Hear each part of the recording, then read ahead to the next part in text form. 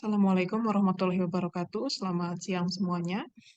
Jadi kuliah nanoteknologi lingkungan hari ini kita akan membahas tentang salah satu material yang banyak sekali digunakan untuk remediasi permasalahan air. Jadi air yang terkena polutan ataupun kontaminan itu banyak sekali menggunakan material ini, yaitu NZVI, Nanoscale Zero Valent Iron.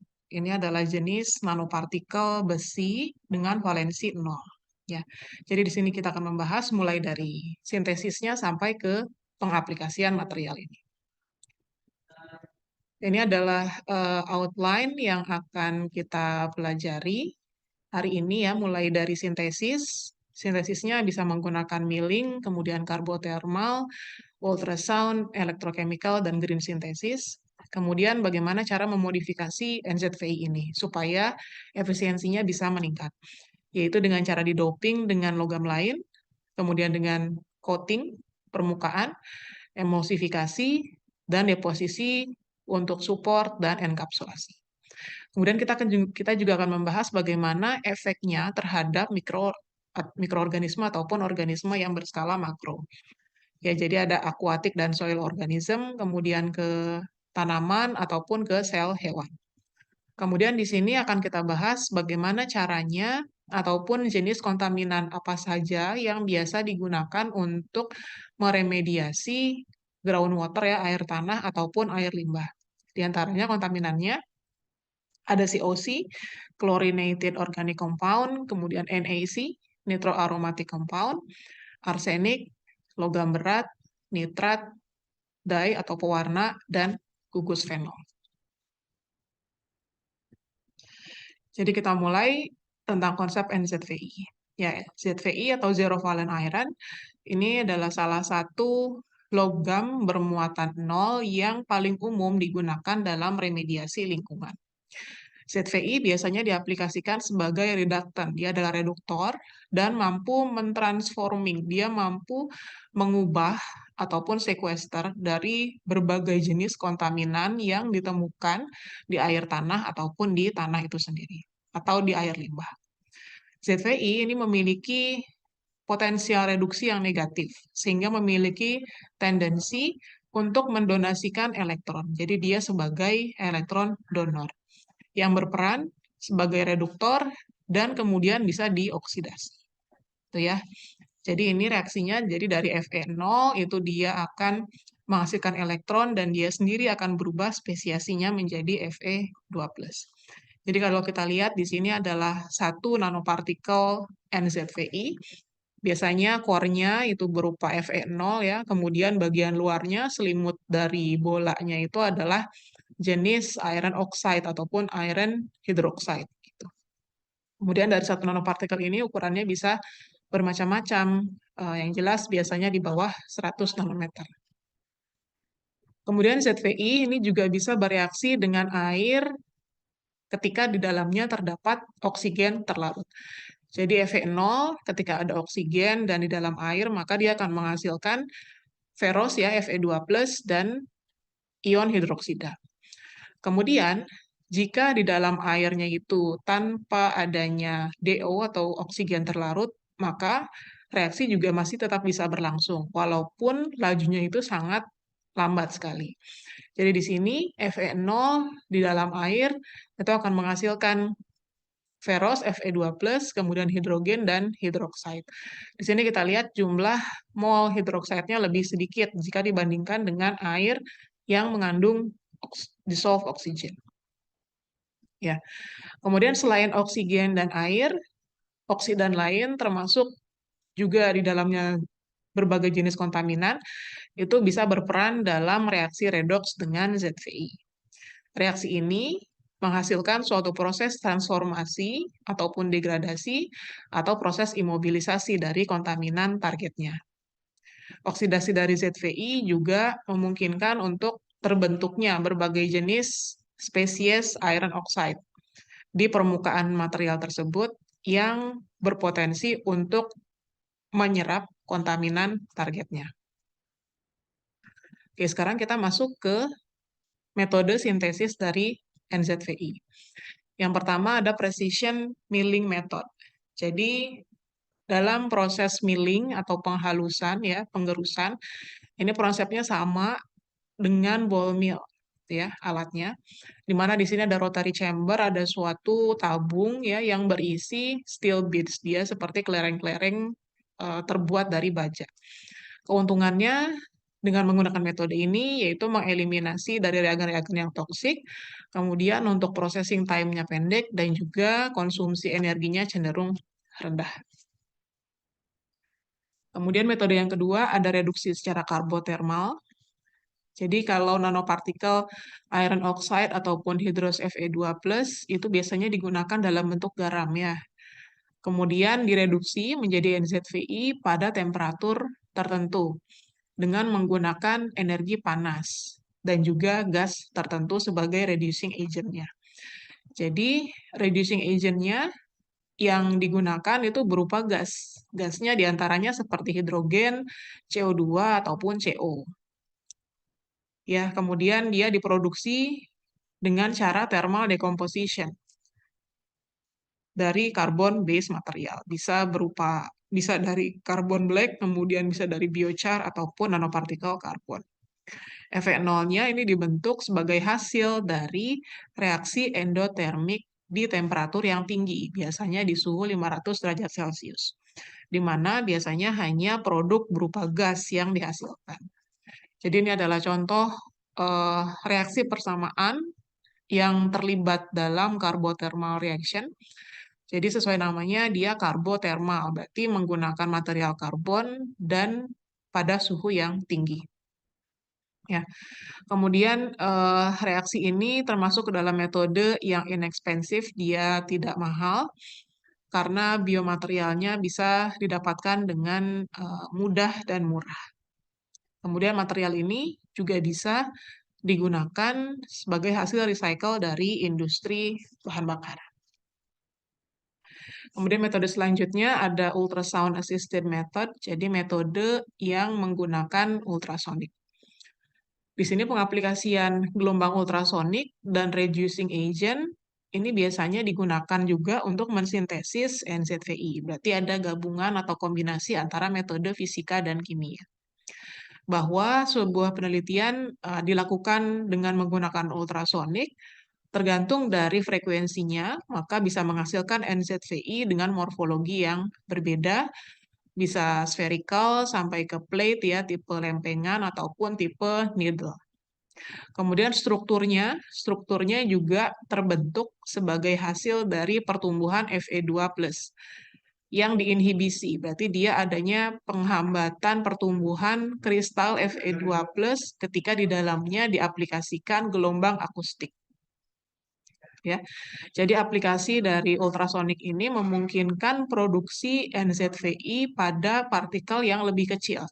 Di sini skalanya 10 nanometer dibandingkan tanpa adanya ultrasonik bisa di ukuran 34 nanometer dan juga bisa meningkatkan spesifik surface area dari NZVI tersebut. Ya, jadi ini adalah contoh dari penggunaan ultrasound ya, di mana ada gelombang tertentu. Ketika ada gelombang berarti si partikel yang terbentuk, si kristal growth-nya itu akan terhambat.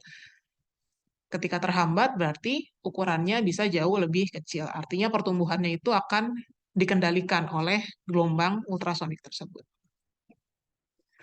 Kemudian metode selanjutnya ada metode elektrokimia. Jadi metode untuk menghasilkan NZVI bisa dengan cara elektrolisis ya, di mana menggunakan larutan yang mengandung ion ferros ataupun ferik.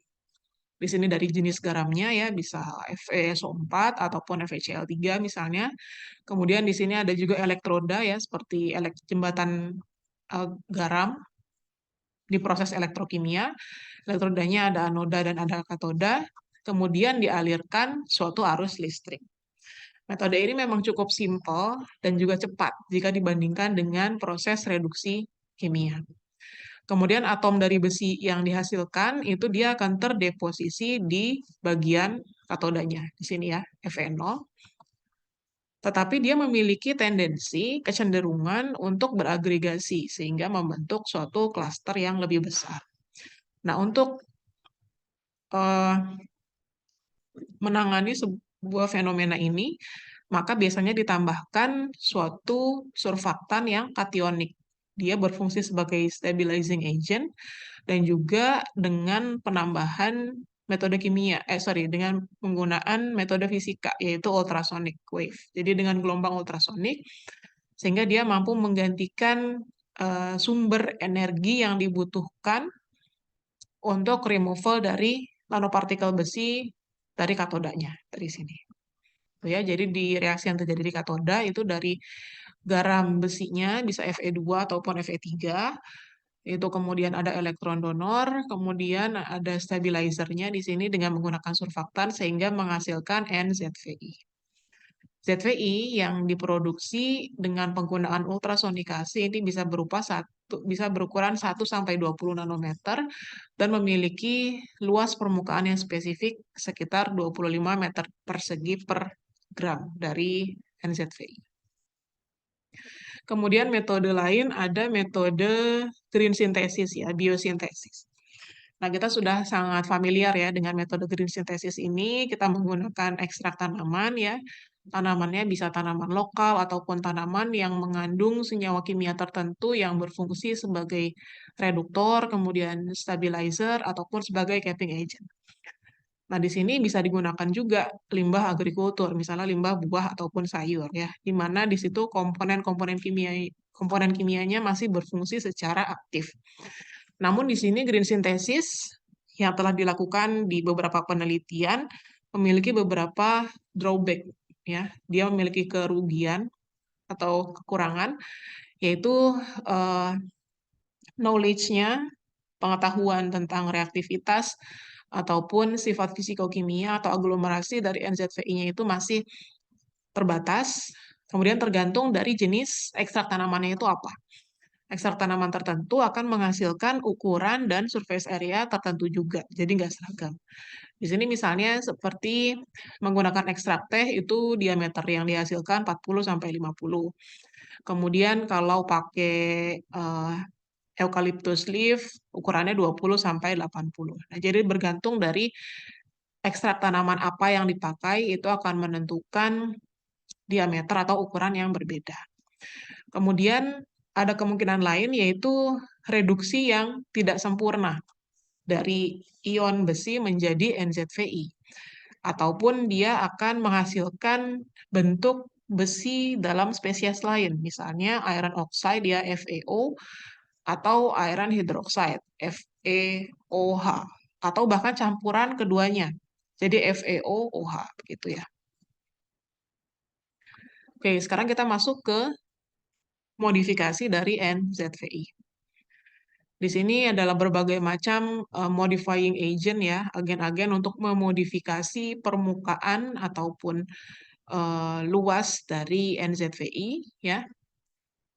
Nah, jadi tipe-tipe modifikasi NZVI itu ada 4 macam, ada bisa didoping dengan metal lain, kemudian bisa dengan surface coating, coating permukaan, kemudian dengan emulsifikasi di minyak ataupun di air, dan juga dengan deposisi dengan menggunakan support dan dienkapsulasi dalam sebuah matriks. Jadi ini contohnya ya, yang A itu adalah contoh di doping dengan metal lain, kemudian yang B itu di coating permukaannya dengan stabilizer, yang C itu adalah contoh emulsifikasi dalam minyak, yang D itu adalah enkapsulasi dalam sebuah matriks, dan yang E ini dideposisi dengan suatu support material. Di sini kita akan bahas satu persatu. Nah, yang pertama, doping dengan logam lain. Jadi kalau di doping biasanya itu seperti dibuat komposit, ya. Jadi ada unsur lain yang ditempelkan di permukaan ZVI-nya. Biasanya logam yang digunakan untuk doping adalah tipe logam nobel, seperti palladium, platinum, silver, koper, dan nikel. Sejumlah kecil logam-logam ini di permukaan dari NZVI itu bisa meningkatkan reaktivitasnya dari partikel NZVI itu sendiri dan dia bisa melindungi terhadap efek pasivasi gitu ya. Berarti kalau melindungi artinya dia kemungkinan untuk terjadinya iron oxide ataupun iron hydroxide itu bisa menurun gitu ya. Nah, ini adalah gambaran dari proses deklorinasi dikloroetan dengan menggunakan NZVI yang didoping dengan logam lain. Di sini bimetalik ataupun sulfidated ya.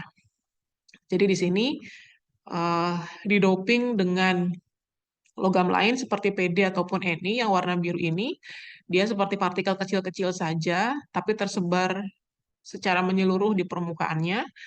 Nah, di sini bisa digunakan untuk proses deklorinasi. Berarti Cl yang ada di polutannya itu bisa didegradasi. Seperti itu. Kemudian dengan surface coating, jadi coating di permukaan. Nah, modifikasi dari sifat permukaan itu salah satu pendekatannya dengan cara meningkatkan dispersi dari NZVI di medium cair ataupun mobilitasnya dalam sebuah media yang berpori. Surface coating akan menyebabkan perubahan dari muatan permukaan dari NZVI sehingga bisa mencegah gaya elektrostatik dari molekul dan mereduksi proses agregasinya.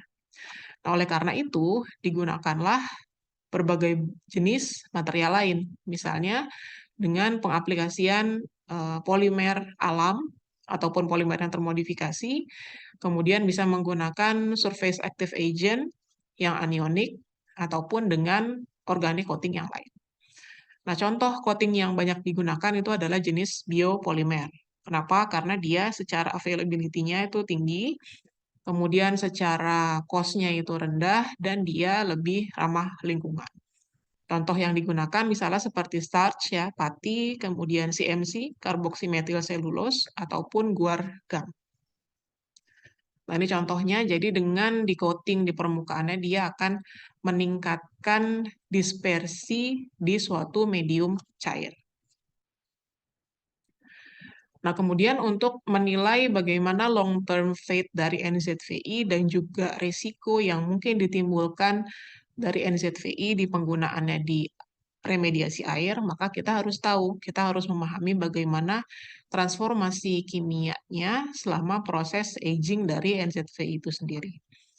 Nah, hal ini ternyata pernah diteliti bahwa coating dari NZVI dengan menggunakan CMC ya, karboksimetil selulose, itu mampu slow down, mampu mengurangi kecepatan dari aging rate dari si NZVI. Nah, di sini kita bisa lihat secara skematis ya, gambaran yang atas itu adalah NZVI yang bare, dia tidak mengalami modifikasi permukaan. Jadi ketika seiring dengan berjalannya waktu digunakan untuk remediasi polutan, dia lama-kelamaan NZVI-nya itu akan hilang gitu ya. Tetapi kalau dimodifikasi permukaannya, dia masih ada material yang tersisa. Nah, inilah yang digunakan untuk menilai bagaimana long-term fate dan risiko-risiko yang ditimbulkan oleh NZVI pada saat digunakan untuk remediasi air.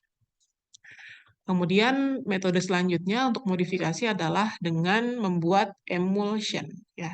Jadi emulsified NZVI. Jadi proses emulsifikasi dari NZVI itu bergantung dari formasi emulsinya. Apakah dia tipe WOW, yaitu oil in water, atau tipe OW, ya. Oil in water. Jadi kalau WOW itu water in oil in water ya. Kalau OW itu hanya oil in water. Nah, dalam kasus WOW, suatu membran hidrofobik itu dia akan terbentuk, yaitu oil film, yang bisa memisahkan partikel NZVI yang terdapat dalam water droplet ya, tetesan air, dengan ukuran 10-20 mikrometer, dan ada di mediumnya. Atau tipe emulsi lain, yaitu oil in water, dia mengandung non-polar substance, senyawa yang non-polar. Contohnya penggunaan soybean oil, yang dia itu bisa berperan untuk mereduksi potensi agregasinya, tapi juga dia bisa menurunkan pasivasi dari nanomaterial. Nah, jadi contohnya seperti ini ya. Yang warna putih ini adalah fase air. Jadi diagram ini menggambarkan emulsi WOW ya, water in oil in water. Di bagian dalam emulsinya itu ada water, kemudian dia membawa nanopartikel besi, kemudian diselimuti oleh droplet oil dalam suatu media air. Jadi seperti itu. Nah, di sini telah dilaporkan bahwa droplet minyak itu sekitar 1-2 mikro mengandung nanopartikel besi. Dia akan lebih mudah ditransport pada media yang berpori ya, Sandy, dan juga dia mampu berperan secara aktif dalam reaksi deklorinasi. Nah, ini contoh penggunaan emulsi dengan menggunakan gum arabic stabilize ya. Jadi di permukaannya itu supaya dia larut dalam fase air dan meningkatkan dispersinya dibuatlah dalam bentuk emulsi menggunakan gum arabic. Kemudian metode modifikasi lain ada deposisi pada sebuah support dan dienkapsulasi dalam matriks.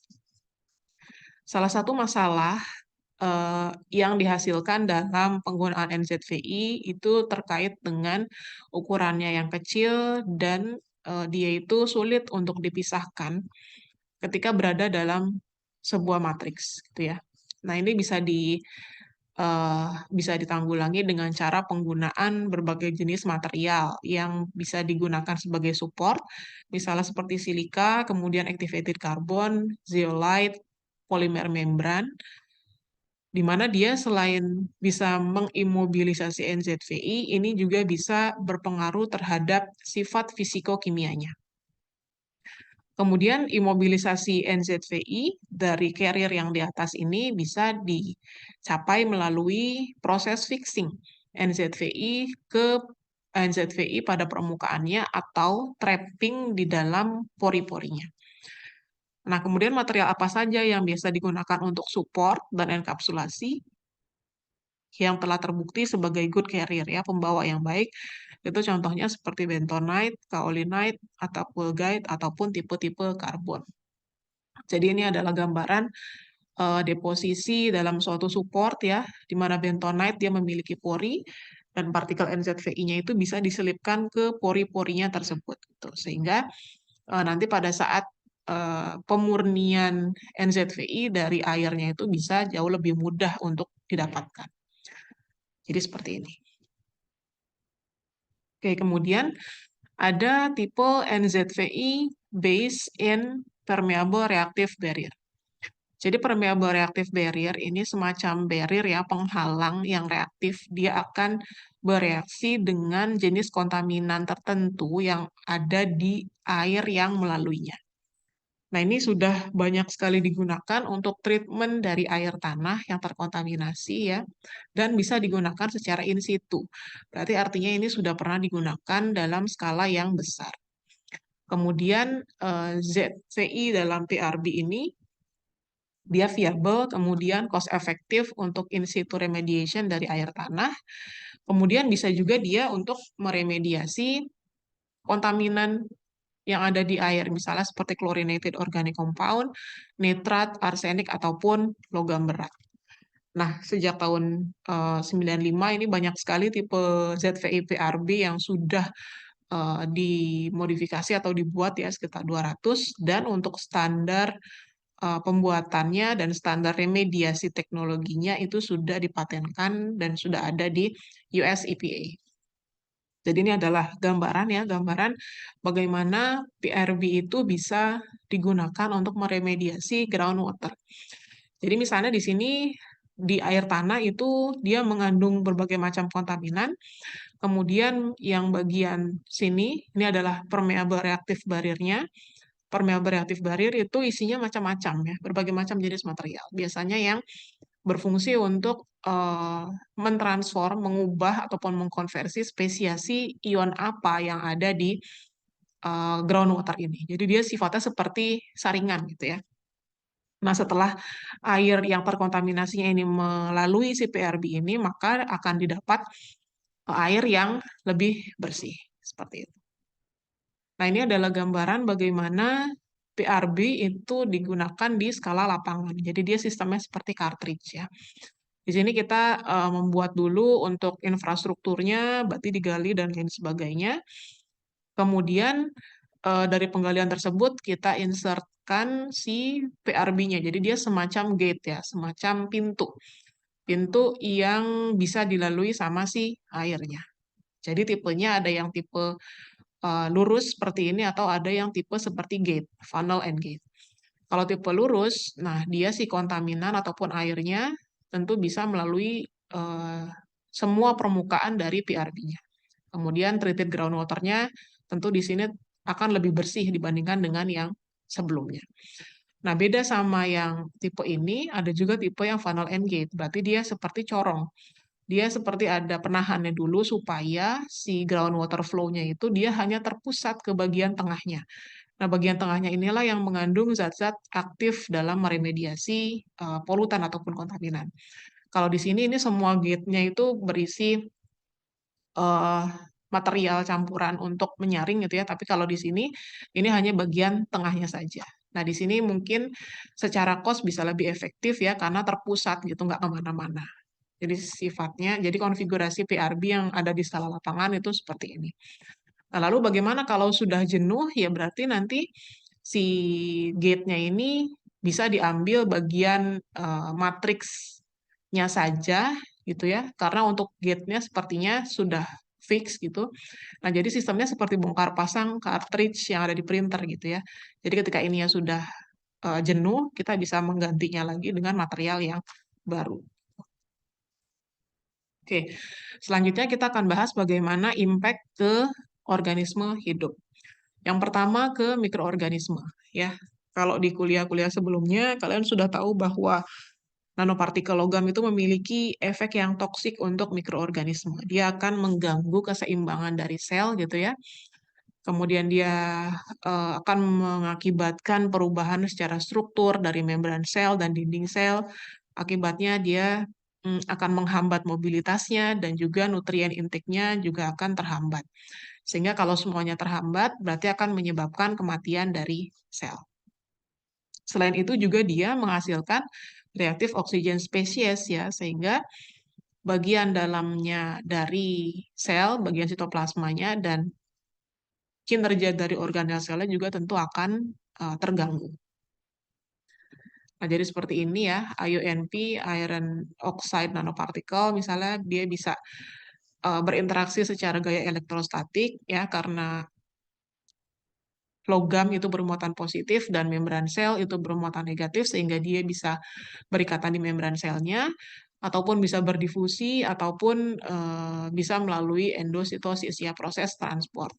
Nah, semuanya ini akan mengganggu kestabilan dari sel, bisa merusak DNA-nya, bisa menggumpal dengan protein, bisa menghasilkan ROS dan lain sebagainya. Kemudian eh, selnya itu sendiri akan mengalami kematian atau lisis. Nah, bagaimana efeknya terhadap mikroorganisme air dan tanah? Ini toksisitas dari NZVI yang dihasilkan.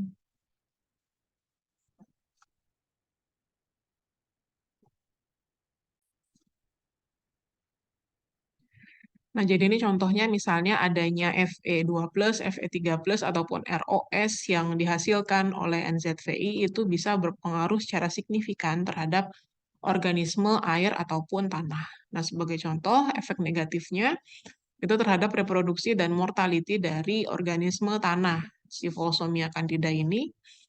Kemudian di hewan-hewan air kecil seperti ikan-ikan juga dia akan terganggu dan lama-kelamaan akan mengalami kematian. Nah, kemudian efek ke tanaman. Nah, efek ke tanaman itu bisa menghasilkan phytotoxicity. Jadi NZVI itu punya phytotoxicity yang sama dengan nanopartikel magnet lainnya tergantung dari spesies tanamannya itu apa. Kemudian bagaimana konsentrasi dari NZVI. Kemudian bagaimana sifat dari NZVI-nya. Misalnya seperti ukurannya, kemudian sifat permukaannya, dan jenis metode eksperimen apa yang dipakai. Nah, efeknya itu apa? Efeknya itu biasanya adalah blocking dari air ya. Penyerapan airnya itu dia akan terhambat. Kalau air terhambat, otomatis uptake nutrisinya oleh akar tanaman juga akan terhambat. Karena apa? Karena adanya deposisi secara langsung di bagian rambut akar dan akumulasi dari ion-ion Fe-nya gitu ya. Kemudian NZVI juga bisa menimbulkan inhibisi pertumbuhan dari daun-daun yang muda dan pembusukan dari daun yang sudah tua, gitu ya. Jadi daun-daun yang muda ini akan sulit untuk tumbuh itu. Kemudian kalau semuanya sudah terganggu, ya otomatis pasti apa namanya akan menimbulkan kematian pada tanaman. Kemudian NZVI yang sifatnya low solubility ya, dia memiliki solubilitas yang rendah, itu memungkinkan partikelnya bisa bertahan dalam suatu sistem biologi yang lumayan lama. Dan efeknya itu long term, sehingga punya efek mutagenik terhadap suatu organisme.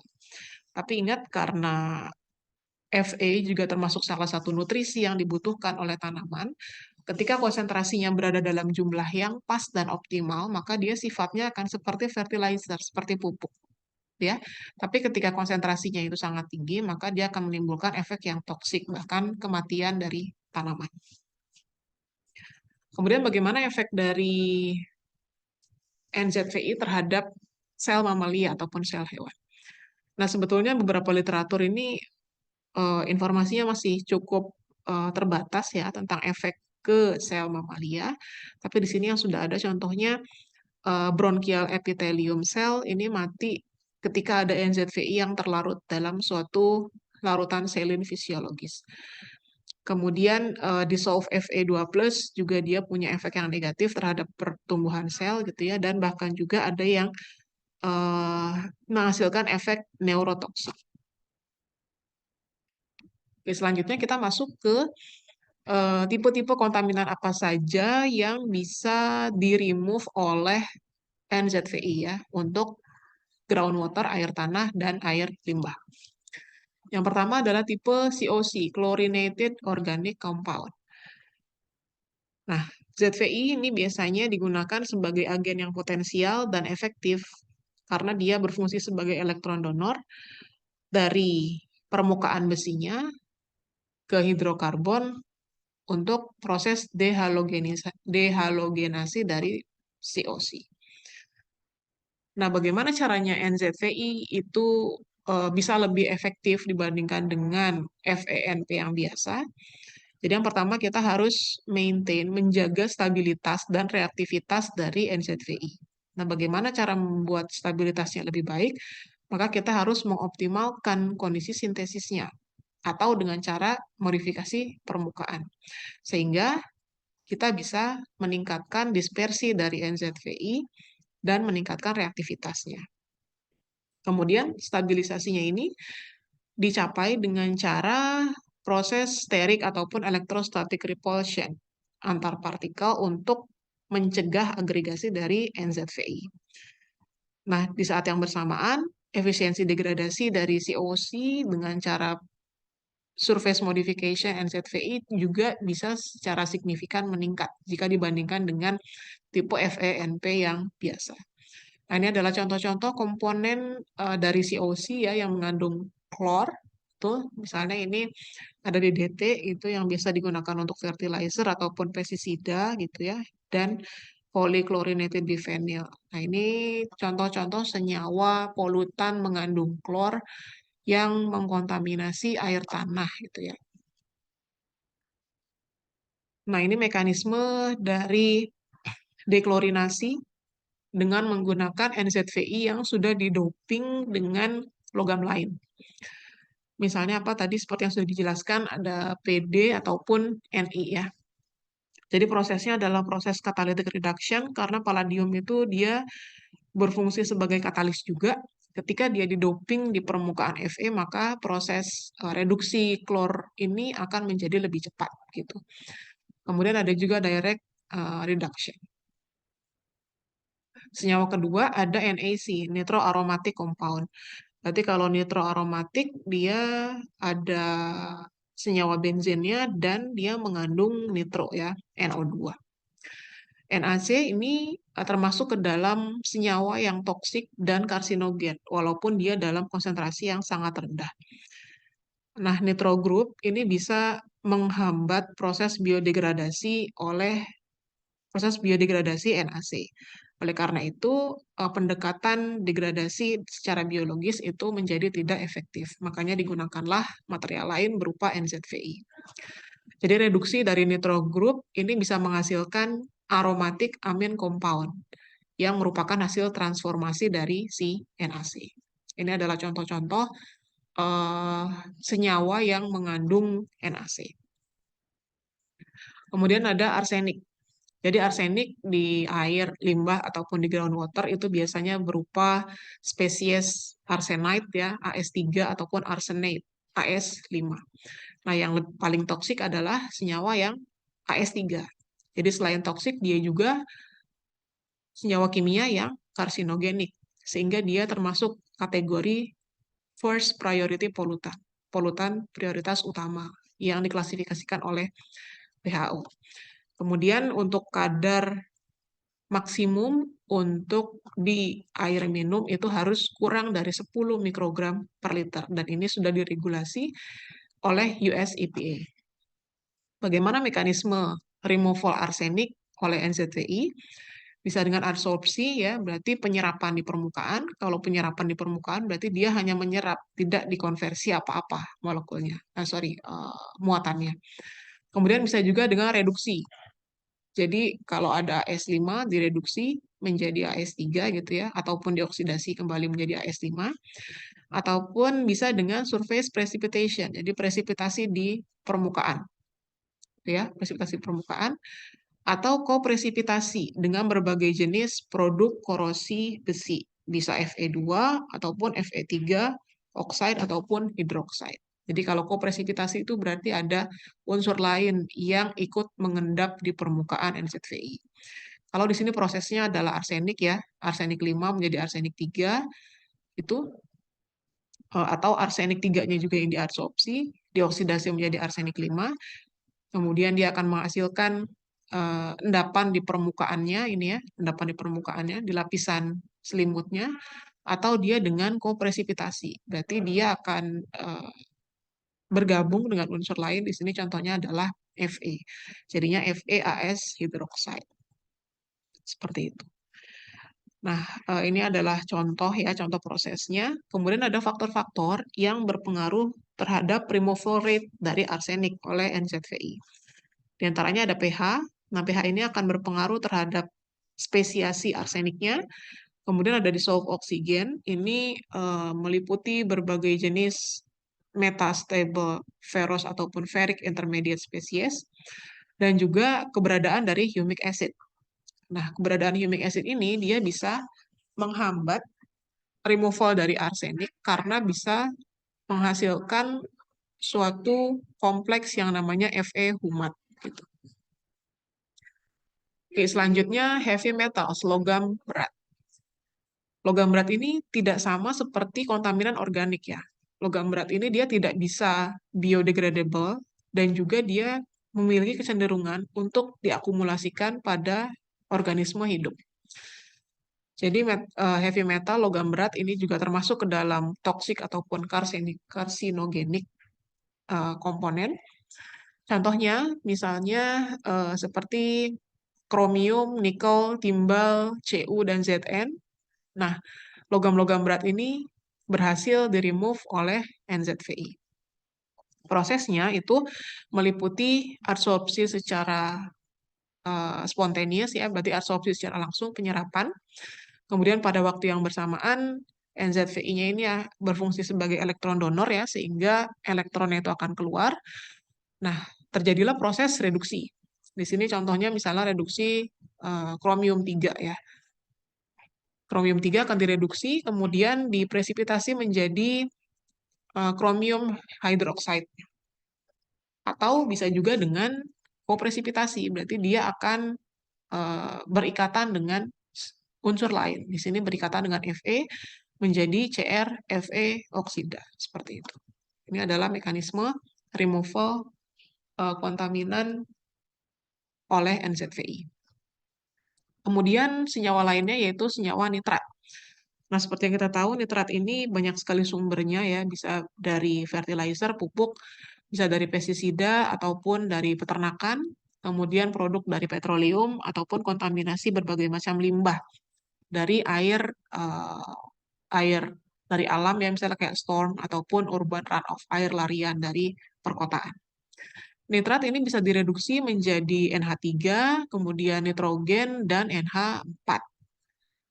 Dan besinya itu bisa teroksidasi menjadi bentuk Fe2, Fe3, Fe2O3, ataupun Fe3O4, tergantung dari kondisi reaksinya. Nitrat ini akan secara langsung menerima elektron dari ZVI melalui lapisan dari korosi besinya, daripada dari H2-nya. Nah, proses reduksi nitratnya ini dia rapid, dia cepat. Kemudian dalam kondisi yang asam dia lebih baik. Contohnya misalnya seperti ini, bahwa 95% nitrat itu secara cepat di-remove oleh NZVI dalam kondisi pH di bawah 2-3. Sedangkan kalau pH-nya di atas 5 itu hanya 50%. Kemudian efisiensi reduksi nitrat oleh NZVI pada pH yang netral bisa ditingkatkan melalui penambahan Fe2+, sehingga dia bisa menghasilkan Fe3O4. Gitu ya. Jadi seperti ini. ZVI-nya dia sebagai elektron donor, kemudian NO3 dia direduksi menjadi NO2, NO2 dia direduksi menjadi NH4, dan akhirnya N2 yang akan dilepaskan ke udara bebas. Kemudian tipe polutan lain adalah tipe dye ataupun pewarna. Jadi ini adalah contoh-contoh dari jenis pewarna ya. Ada tipe pewarna yang soluble, larut dalam air ataupun yang tidak larut. Kalau yang larut berarti dia anionik, bisa acid, reaktif, direct, mordant. Kalau yang insoluble dia tipe azo, disperse, sulfur, fat, dan solvent. Jadi pewarna ini menjadi great concern karena penggunaannya yang sangat luas, kemudian dia adalah tipe biorecalcitrant, gitu ya. Jadi sulit untuk di-remove dengan cara treatment bioremediasi. Kemudian dia termasuk ke dalam aromatic intermediate. Nah, contoh proses dekolorisasi dari pewarna itu bisa menggunakan ZVI yang dikombinasi dengan ultrasonik. Jadi ultrasonik ini dia bisa meningkatkan reaksi degradasi pewarnanya karena dia akan menimbulkan pitting dan cracking ya. Dia membentuk suatu pit, suatu lubang gitu ya. Dan crack dia akan membentuk retakan di permukaan ZVI dengan cara cavitational bubbles. Kemudian ada juga studi lain yang menyebutkan bahwa dekolorisasi pewarna itu bisa ditingkatkan dengan cara kombinasi ZVI dengan tipe mikroba anaerobik. Nah, ini adalah contoh dari removal pewarna dengan NZVI ya. Bisa tipe yang microscale NZVI ataupun tipe resin, tipe yang dimodifikasi permukaan atau dengan support gitu ya. Nah, ini hasilnya. Kemudian untuk efisiensi removalnya juga berkisar antara 90% sampai ke 100%. Ya, berarti ini sangat efektif. Kemudian kontaminan lain ada fenol. Nah, fenol dan turunannya itu adalah polutan yang biasanya dihasilkan oleh industri petrokimia, kemudian industri kimia, coking plants, kemudian pengolahan minyak, dan juga industri-industri farmasetika. Komponen karsinogenik, contohnya seperti klorofenol ataupun poliklorofenol, itu bisa dihasilkan selama proses klorinasi air minum. Ya, jadi removal dari fenol oleh ZVI itu telah diinvestigasi dan ternyata dihasilkanlah radikal OH gitu ya, yang mengkonfirmasi bahwa removal fenol melalui reaksi Fenton, selain proses adsorpsi ataupun presipitasi. Nah, selain itu juga bisa dikombinasikan prosesnya dengan cara Fenton ditambah penggunaan ultrasonik, sehingga bisa terjadi mineralisasi sebanyak 99% dalam waktu 24 jam. Jadi secara skematik ya, mekanisme dari NZVI untuk berbagai jenis kontaminan itu dapat dilihat di gambar sebelah kanan. Jadi yang pertama ada tipe dye, pewarna, kemudian ada tipe COC, chlorinated organic compound, ada tipe nitro aromatic compound, ada logam berat, kemudian ada nitrat, dan juga ada fenol. Nah, apa saja tantangan yang perlu diperhatikan untuk ke depannya? Itu kita harus tahu bagaimana interaksi antara berbagai macam faktor-faktor kunci ya. Misalnya tipe kontaminannya, kemudian jenis interaksinya, ukuran ZVI-nya, pH-nya, kemudian apakah batch ataupun kolom, temperatur, DO, dan lain sebagainya. Kemudian kita juga perlu melakukannya dalam skala yang lebih besar untuk mengeksplor bagaimana utility dari ZVI untuk skala komersialnya. Karena kita tahu bahwa di lab scale itu sudah cukup berhasil. Kemudian bagaimana eksplorasi kombinasi ZVI dengan metode-metode lain, gitu ya, untuk meremediasi air limbah ataupun air tanah. Seperti tadi sudah dijelaskan, misalnya kombinasi dengan ultrasonik atau dengan eh, anaerobic microbes, misalnya seperti itu. Kemudian untuk tipe ZVI yang digunakan dalam PRB, ini perlu optimisasi parameter eksperimental juga untuk menghasilkan suatu bentuk ZVI yang lebih efektif dalam meremove berbagai jenis kontaminan. Oke, itu saja materi hari ini. Eh, Setelah ini, jangan lupa untuk mengerjakan post-test ya. Baik, saya akhiri. Terima kasih. Wassalamualaikum warahmatullahi wabarakatuh.